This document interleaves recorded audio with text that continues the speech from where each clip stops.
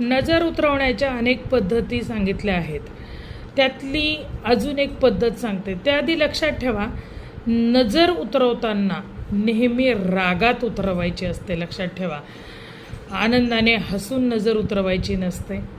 समोरची व्यक्ती शांततेने, शक्यतो दक्षिण दिशेला तोंड करून बसावे. ज्याची नजर उतरवायची आहे त्याने.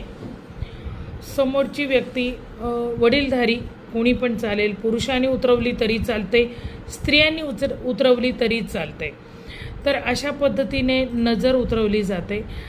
आता एक सांगते की काही वेळेला वेगवेगळ्या प्रकार, जसं मी तुम्हाला म्हणलं ना की कुठल्याही प्रकारची नजर लागू शकते.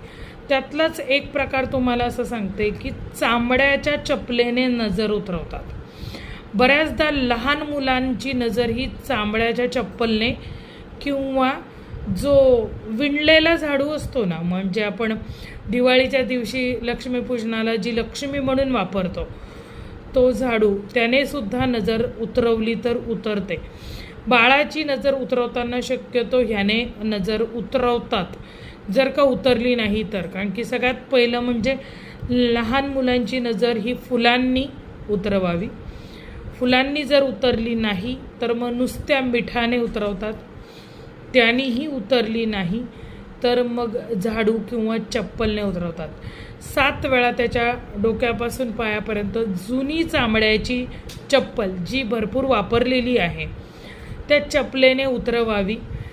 7 वेळा ती उतरवून झाल्यानंतर उंबरठा जो आहे तुमच्या घराचा, जो उंबरठा, मात्र घराला लाकडी उंबरठा असणं आवश्यक आहे. हा उपाय करताना ही गोष्ट लक्षात ठेवावी. त्या उंबरठ्यावरती ती चप्पल उतरवून झाल्यानंतर 7 वेळा तुम्हाला आपटायची आहे रागात. आणि ज्याची कुणाची नजर लागली असेल त्या नजरेला मारून झोडून आपटून तिला परतवून लावायची असते. म्हणून तशी पद्धत आहे.